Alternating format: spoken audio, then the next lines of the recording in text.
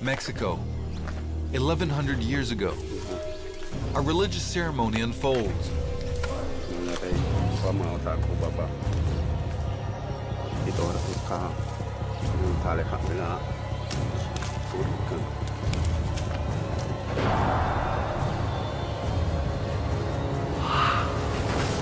Maya guards throw their captive into a bottomless sinkhole, never to be seen again. Until now. We're on a mission to follow his descent deep into the watery blackness to learn what this ritual sacrifice can tell us about a pending apocalypse, the Maya Doomsday Prophecy. On December 21st, 2012. Are we all doomed? Is life on Earth going to end on December 21st, 2012? Is this what the Maya really predicted? Everyone here is part of a National Geographic expedition. To see if these sacrifices can shed new light on our own pending apocalypse. Our experts will discover something so shocking, it will change everything we know about the Maya end of days. I'm Diego Buñuel. I've covered more than 10 wars, explored radioactive wastelands, and climbed high in the Himalayas. But this journey has a special resonance. I've got 2 kids. To be quite honest, the question that I would like answered is, will we make it past Christmas?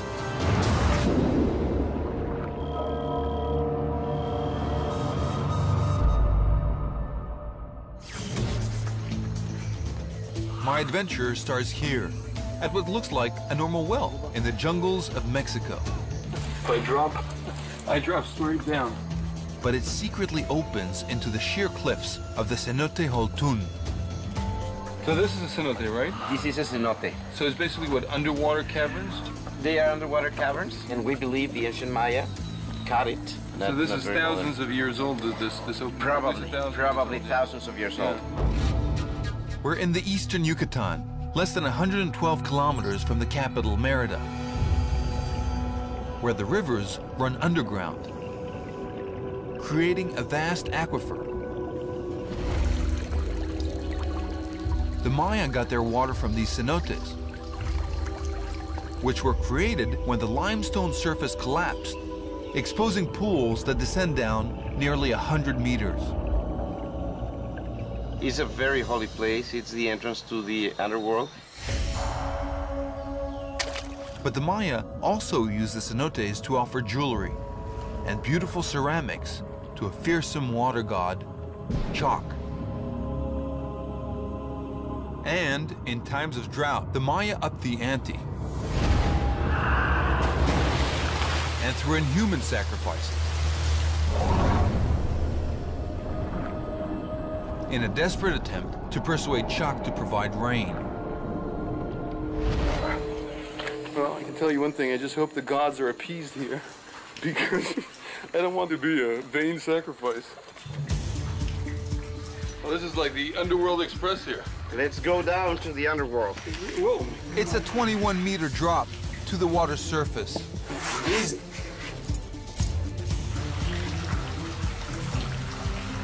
Wow, when you look at these roots, they go all the way down into the well. Hey, this is some Indiana Jones stuff right here, right? There are bats all over. It's like the Batman cavern here.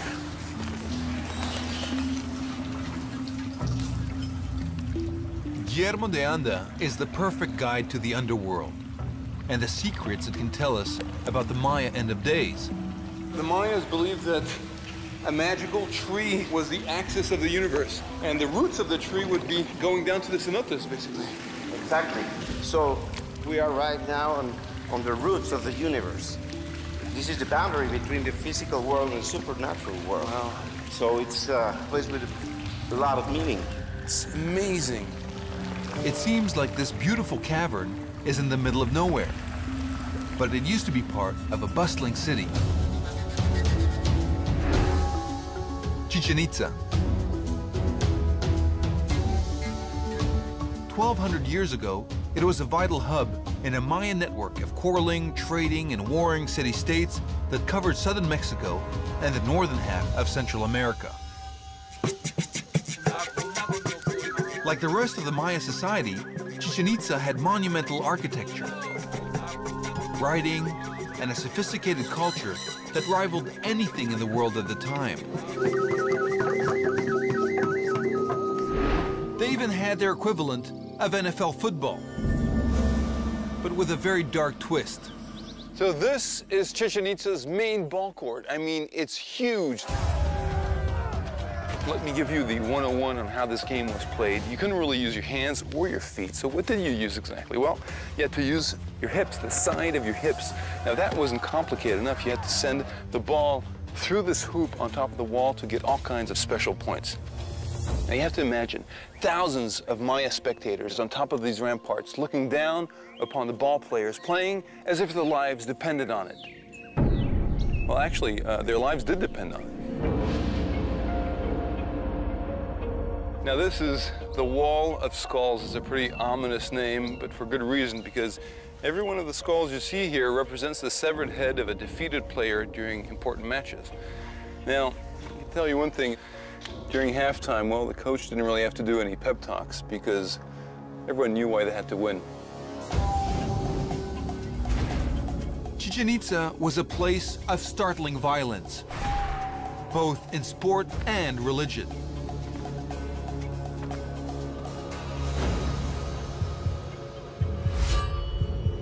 The Maya used human sacrifice to impress not only their gods, but the people themselves, performing the rituals high on a platform for everyone to see. So, archaeologists believe that this is one of the places where they made sacrifices, human sacrifices. The victim would be put down like this. You know, I fit snugly here in between. And then the priest would carve out a hole like this under the ribs, would pull up, thrust his hand inside, and rip out the heart. And if it was done properly, well, the heart would still be beating. Human blood was the food of the gods. But Chak, the water god who lives in the cenotes, had a different agenda. He wanted the sacrifices brought to him, sometimes alive. The most important cenote was in the middle of Chichen Itza, Cenote Sagrado, the sacred cenote. But no one is allowed in. So, this was the end of the road for the people that were going to be sacrificed. Look at this place. You have to understand that this is the holy of holies for the Mayas. If you were to be pushed in there, well, you'd be joining hundreds, maybe thousands of people who have been sacrificed. What this cenote really is a mass grave.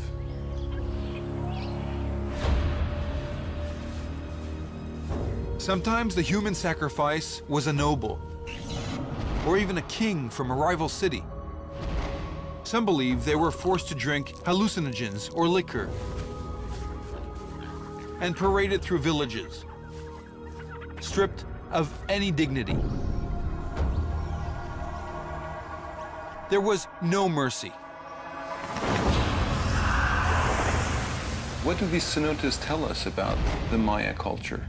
They tell us the story of maybe times where were not so good for the Maya. In fact, times were terrible for the Maya. In the 9th and 10th centuries, Maya society disintegrated.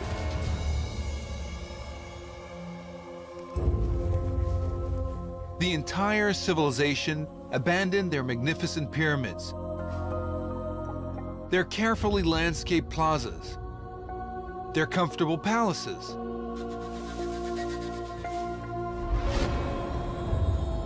It was the first Maya doomsday. But how does this chaos relate to the pending Maya end of days in December 2012? Surprisingly enough, the answer may lie underwater. We're heading to the bottom of the Cenote Holtun, where artifacts and human remains are locked in perpetual darkness. clip it on here where this rope is. And we're using a revolutionary tool specially developed by National Geographic. One that will literally light up the abyss like never before. The Sun Sphere. It's been battle-tested during a Bob Ballard expedition to explore the ocean floor. Over 5 kilometers straight down. You want to see it? Yeah, definitely. Whoa! Yeah. It's like a modern disco ball. Oh, yeah. But this disco ball is going to light up a cenote like never before. It's time for Dianda and his team to do some very dangerous diving. You know, there are old cave divers and there are bold cave divers, but there are no old, bold cave divers, and that's because they end up dying.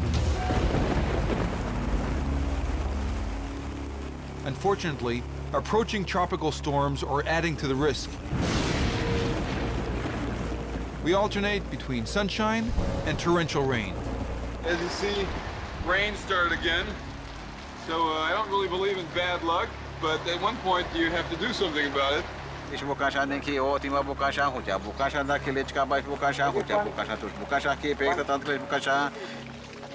we have a shaman with us today that we called in specially to try to see if we can, you know, dispel the bad juju that we've had with the rain so far.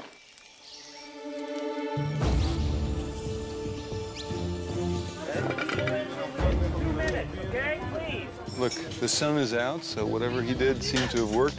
So now he's going to make sure that everyone's going to be safe, so he's going to bless every single one of the divers as they start going down.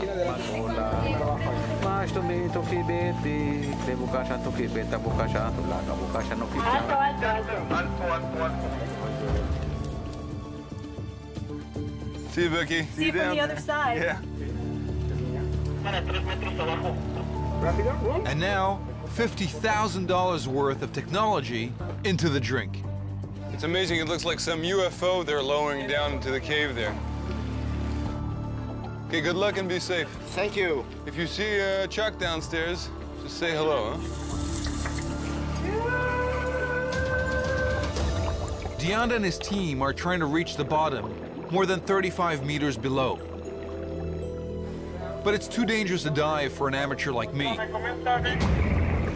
After 24 meters, the nitrogen in your blood begins to build up and can make divers act drunk, causing you to lose your ability to swim, or even disconnect your own air supply. It's called nitrogen narcosis. It's essential the divers check on each other to make sure that no one shows signs of this deadly condition. Check if we have video. Okay, and now the sound. Okay, welcome everyone to the show. Guillermo, do you copy? Guillermo, do you copy? Guillermo, do you copy? Guillermo, are you okay?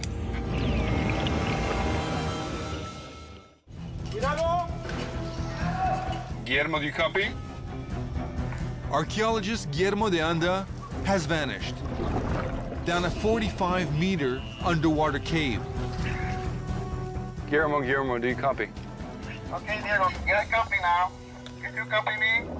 Yeah, loud and clear. Okay, great. Becky, I just saw your fins. Can you nod the camera to confirm? Yep. Okay, great. Is it looking okay? Pretty bad. In terms of visibility? Terrible. We can't even see the sun sphere.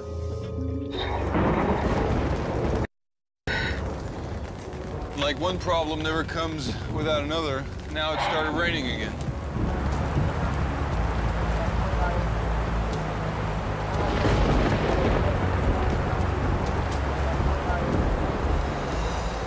I can see the sun here now.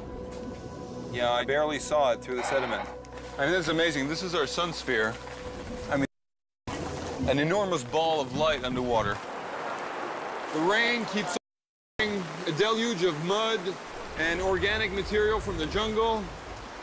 And I mean, it takes hours, if not days or weeks, for all those particles to settle on the bottom Diego, visibility is so bad. We don't see anything. Do you think it's dangerous to have that many people in the water with little visibility? I think it is, definitely. Okay, so we're aborting the mission? We go up, yes. Okay, mission abort.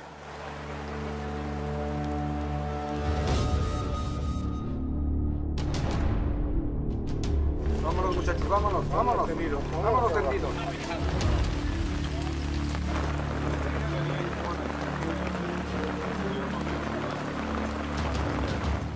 When did this rain start? It started about 40 minutes ago, 30 minutes ago. Oh, When you're coming up, all you see is like chocolate milk swirling in the water from this like waterfall of mud. Of mud that's coming Yeah. down, yeah. It's as if an angry Chak, the Maya water god, has struck back. So we can't try again until the water clears. We have to wait. But maybe this is a blessing in disguise.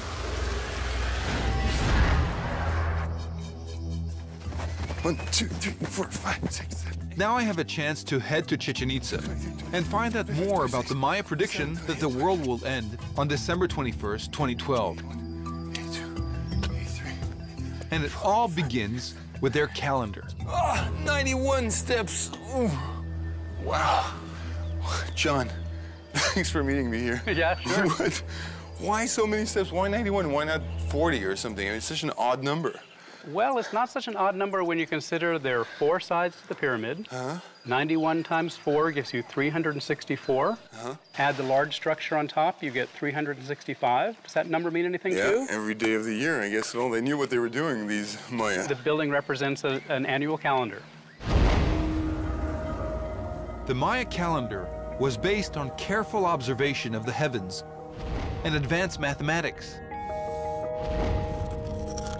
It was kept by an elite class of scribes, often drawn from royal families. They were some of the few Maya who could read and write.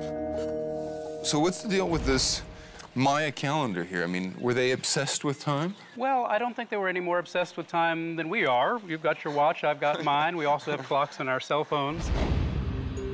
They were very interested in knowing how time influenced the way that they made decisions, planning for agriculture. It's very similar to opening the newspaper and looking at your horoscope. Is it a 5-star day or a 2-star day? Are you going to have good luck or bad luck? The Maya see time unfolding in different cycles. They can be 20 days or 64 million years long. One of the primary cycles, the Baktun, is 144,000 days long. For the Maya, the first people emerged from the underworld 5,126 years ago. The beginning of human time. Now the 13th Baktuns dating from this creation are coming to an end on December 21st, 2012. 13 was a very powerful number for the Maya. So many are convinced December 21st will bring an apocalypse. This precise date is carved on a monumental stone at the ancient Maya city, Tortuguero, near the Gulf of Mexico. If this doomsday prophecy was so important to the Maya, well, you'd think they'd talk about it more. There's only been one reference to it. And that's until now. We found a second one. In La Corona, Guatemala, deep in hot, humid jungle, archaeologists make a remarkable discovery: a new set of hieroglyphs. Only a few people in the world can read them. One is David Stewart, the scholar who helped crack the Maya code at age 19. What he finds is mind-boggling. He talks about the end of the 13th Baktun Oh my goodness. in 2012. Absolutely true. Further investigation points directly to a date we know well, December 21st, 2012. So, is there going to be an apocalypse? Are we all going to die? And what were the Maya thinking? Well, to find out, we have to take a road trip to a secret location.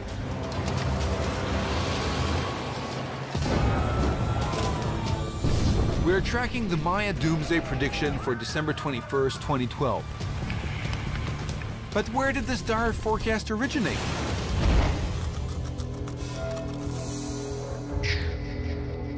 The answer is most likely hidden in the writing of Maya scribes.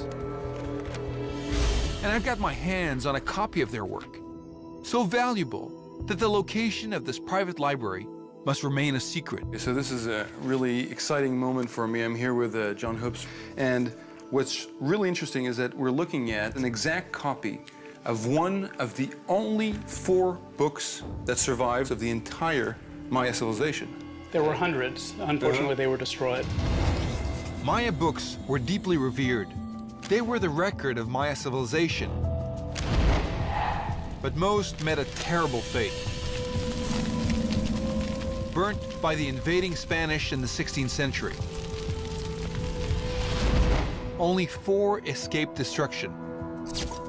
The best preserved, called the Dresden Codex, is in a climate-controlled display case in Germany, and almost impossible to access.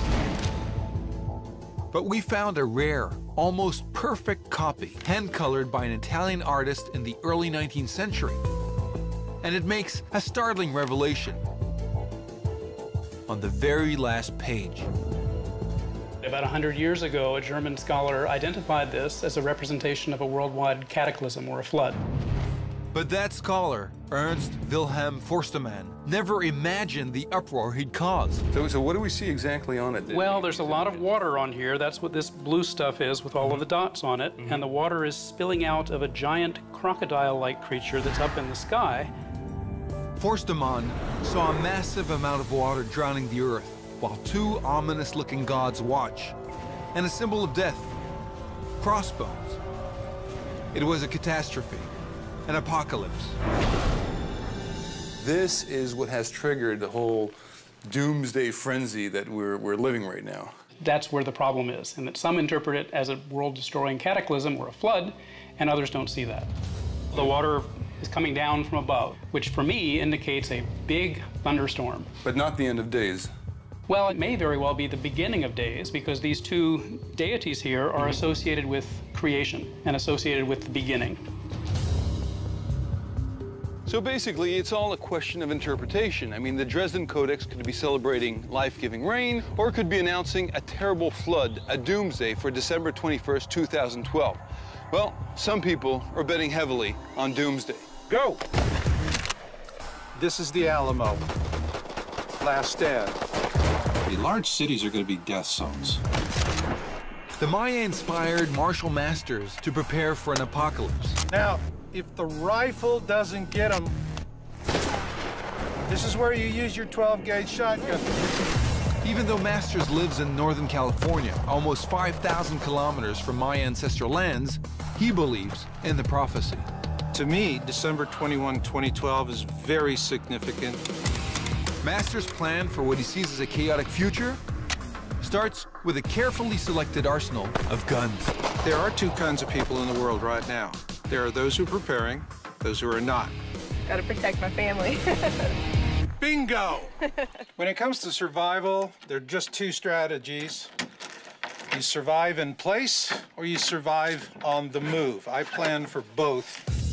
At the center of his camp is his food and ammunition stash. When the dollars you have in your wallet are worth nothing more than toilet paper or kindling, what's the new currency of the world going to be after we pick ourselves up? Canned peaches. You can trade these for other things. For Masters, global warming, financial crises, solar storms, lack of resources and overpopulation all interconnect to a Maya vision of a cataclysmic future. More than anything, I'm just a man on a mission. I think I'm a part of something larger. Humanity really is at a junction point. And no matter how bad it gets, there'll be those of us that survive. Masters is ready for a global collapse that mirrors what happened to the Maya more than 1,000 years ago. And we've been trying to find out more about this modern apocalypse by diving to the bottom of the deep and dangerous Cenote Holtun. But it hasn't been easy.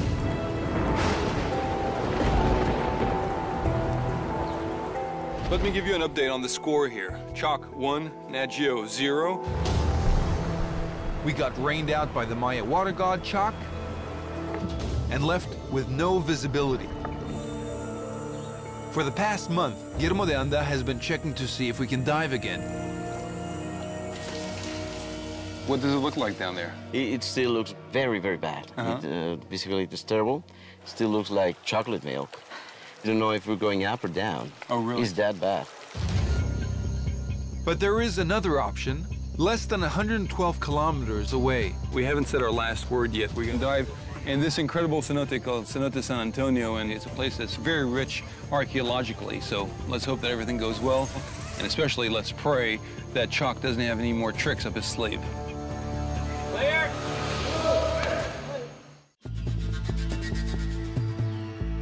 I'm here in the middle of scrub jungle, miles away from anything, but this place actually used to be an ancient Maya settlement. Less than 112 kilometers from Cenote Holtun, another cenote, called San Antonio, was surrounded by major Maya cities. When the Spanish showed up here, they destroyed everything, but they reused a lot of these stones to build this wall, which surrounds what they thought was just a simple well. But in fact, this place, for the Mayas, was a sacred cenote. San Antonio is reputed to have been the site of multiple human sacrifices. But can these sacrifices tell us more about the Maya collapse? And how that influenced their prediction of an apocalypse in December 2012? There's only one way to find out. This is the moment we've been waiting for. A second chance to see what's at the bottom of a sacrificial well. Becky and Guillermo de Anda are back, but this time there's a newcomer to the dive team.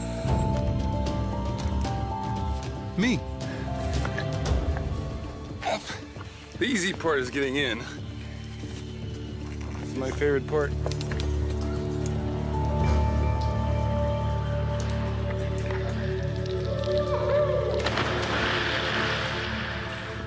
God, look at this ray of light, I swear. Looks like a laser beam from the heavens. But a laser beam isn't enough to do the job.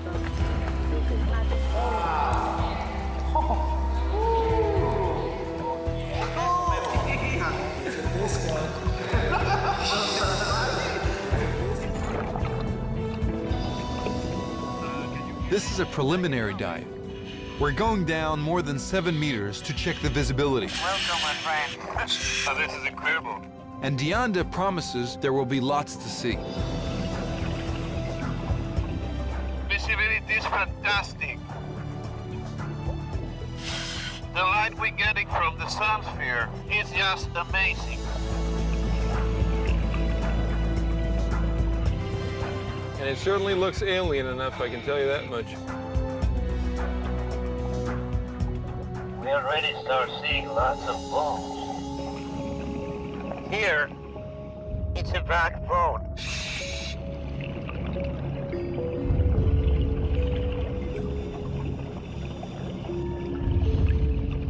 That bone might have been there for 1,000, maybe 2,000 or more years. We don't know. But in this graveyard, I'm not separated from the dead by 2 meters of earth. They're right next to me. You know, what's really complicated here is that you have to be careful where you're actually putting your fins, because pick up your fin and you could be, you know, modifying history. Yes, we have to be very careful here, Diego. De Anda sees Cenote San Antonio as a graveyard. The dead are respected. Nothing will be touched. Wow, look at those. So here we have 2 skulls and we can see. Again, you can tell it's a funerary chamber. Wow. Yeah, I can see rib cages here. I can see legs, arms. Wow. This is the femur. It's right there. So do you think that this the same individual with both parts? Exactly. It's a vertebrae there, so it's a complete individual here. The reality hits me. I am looking at people. Lots of people. If you want to try to understand what this whole doomsday is about, well, this is one part of the explanation, is trying to understand why they sacrifice people and why those sacrifices were important. Yeah, you're getting low. To go up now? Yes. Okay. We're going from the underworld back to the real world.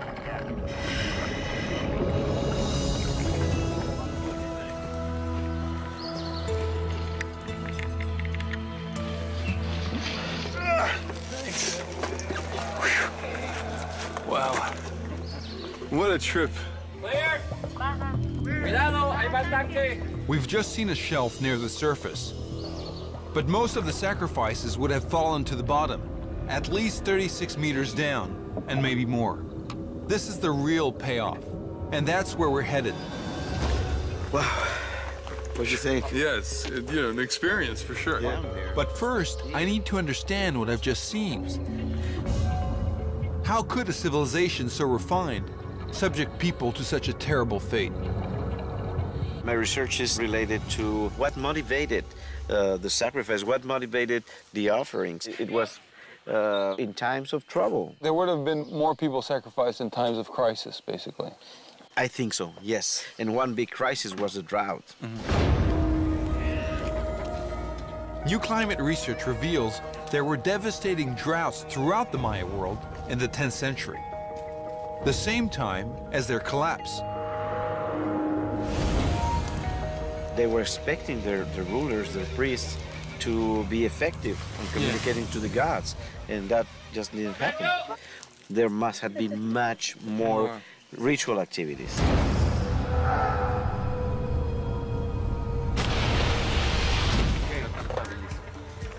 Got it. It's time to head to the bottom to investigate the real effects of this Maya collapse. It takes special training for a dive this deep, so I'm staying topside. Guillermo, do you copy? Excellent, I copy you well. Great, so this is it. We're going. Our sun sphere is a vital but dangerous part of the team. Even in the water, it runs hot, 60 degrees Celsius at its core, so it's always at risk of exploding.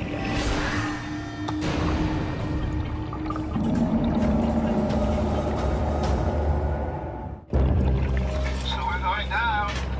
We're finally getting to the bottom of a sacred cenote. They have to go down to 100 or maybe even 120 feet. And what we find should be a treasure trove of archaeological data. Wow. I can see much more bones all around. You know, before when I dove here without the sun sphere, I didn't realize how much bones are here. And they are going all the way down. You can see bones strewn with bones everywhere here.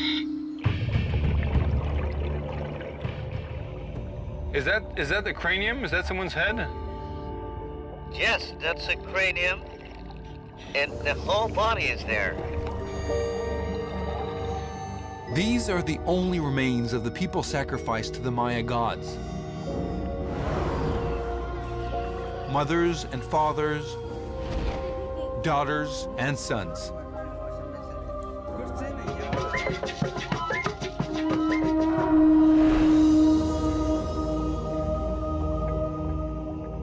Well, it's a great skull. It's very well preserved. The sun sphere helps us look at these people closely, scientifically, just like police detectives. When you're down here, you are doing a forensic analysis. Only the crime scene is very old. But in this case, the victims are sacred and can't be touched. Oh, wow. I can see a skull there.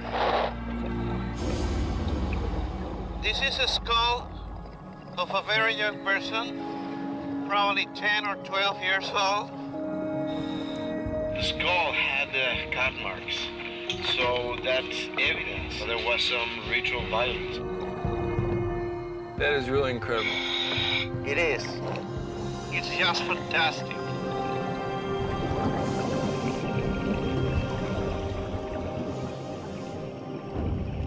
These remains appear to be mostly young boys and girls. Who could have believed that the Maya sacrificed their young and innocent to the water god Chak?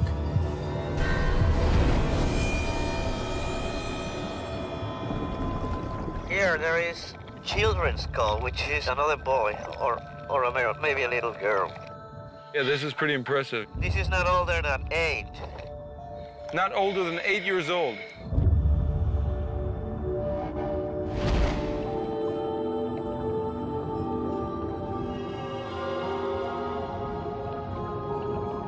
As the father of 2 young children, I find this very disturbing.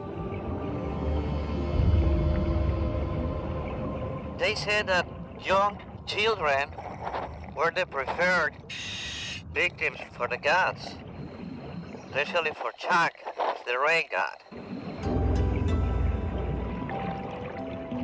Oh, here's a human jaw. Exactly. It's a bone from the arm of a kid. There's another beautiful skull. It's another child. This is amazing because there's bones everywhere. So basically, you're diving in a massive graveyard down there. Exactly. It feels like a very strong place. Inspires you a lot of respect. I mean, this is truly, like, amazing to travel back in time this way.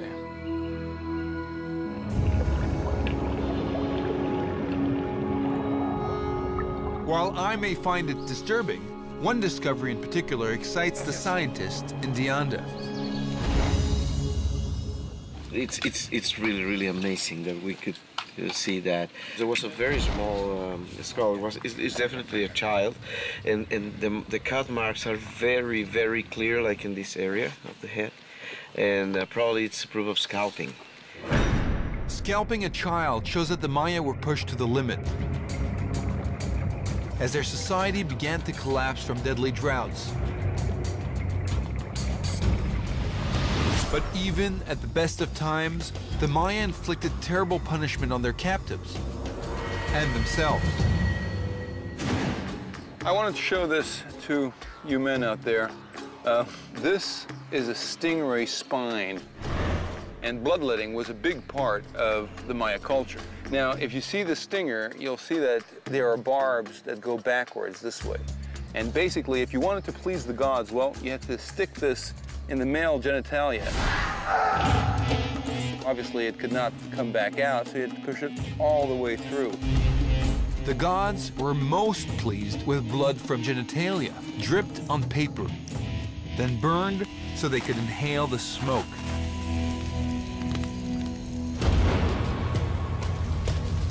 But during the terrible droughts, we can now see bloodletting wasn't enough. So the Maya increased the number of human sacrifices.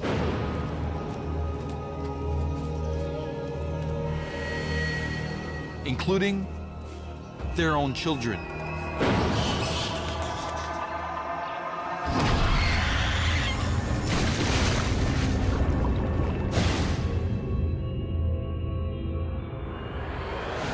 But what about this doomsday prediction for December 21st, 2012? Is it going to happen? Well, we may have an answer for that. And it comes from groundbreaking new research deep in the jungles of Guatemala. Where a few markings on an ancient wall may change everything we think about the doomsday prophecy for December 21st, 2012.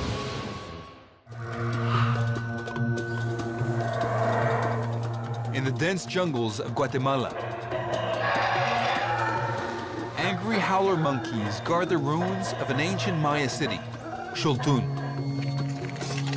It has been looted time and time again over the centuries, But Xultun may still hold clues to help us unravel the true meaning of the Maya doomsday prophecy. Cave diving isn't the only way to make new discoveries. Sometimes you have to do things the good old-fashioned way. And that's what archaeologist Bill Saturno is doing as he braves the crumbling looters' tunnels to make some remarkable discoveries. All of them.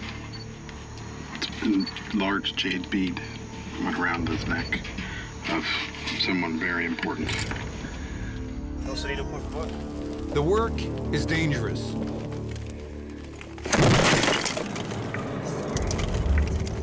Are you all right? Yeah. You okay? I was turning around and I just barely bumped my head on the top, but a whole thing of rocks came down, falling on my back of my head and on my camera. But the rewards are worth the risk. Saturno's team has made a find that sheds new light on the controversy about December 21st, 2012.